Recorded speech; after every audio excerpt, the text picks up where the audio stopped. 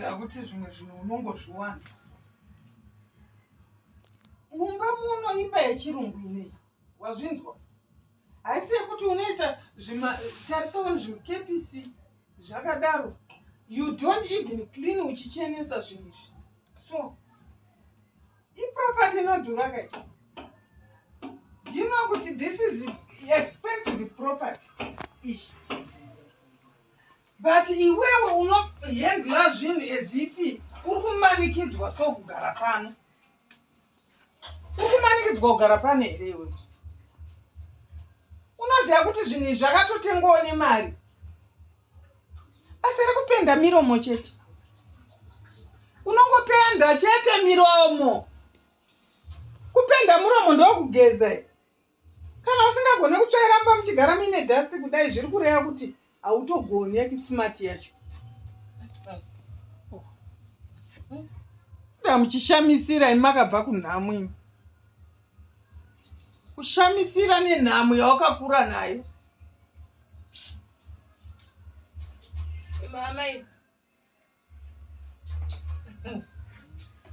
munombozwa kuti imba inei yakabva kuti yakatengwa nei?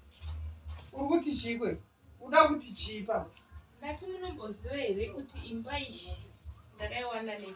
Property yese iri yakabva kuti moziva?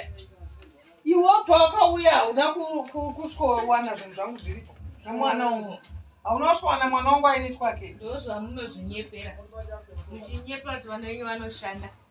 Muchinyepa kuti vana venyu muchishungurudza varoora muchiti property dziri mumba ndedzavana venyu vari kushanda. Saka unoda kupinigura property yemwana wangu kuita yako? Maipunda. Uri kuda kupinigura property yemwana wangu kuita yako? Hold on. Mazvinzwa? Chimira ndikutaurirei. Mwana wenyu ndakamuda ari wanga. Asina chunhu. Imba iyi akandida ndine imba yangu. Property yese yamuri kuona iyi iproperty yangu mina. Yaakandiona ndinayo. Chake mwana wenyu manduwe andakamutengera. Mazvinzwa? Ndo chinonzi chake pachake. Zvekuti kana achifa ndo zvaanovigwa nazvo, ndo zvake izvozvo. Kwete kuti zvese imba inoti ini.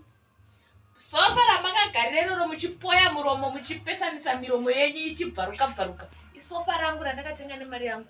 Mwana wenyu haana kana cent. Haashandi chunhu. Haana mari mwana wenyu. Mazvinzwa? Musapota muchitsemukira zvisina ati. Zvimwe zvinotangai mabvunza. Musaone tanga kunyararirai mukafunga kuti zvonimaona midhudhudhu yenyu kana kuti zvokuita sezvokukaramata muchiita zvamunoda. Muri kuzvinzwa ka? Saka urikutaura kuti iwewe mwana wangu akakuwana uine imba yako naye mwana wangu. Akambokuudza kuti atenga imba? Aiwa.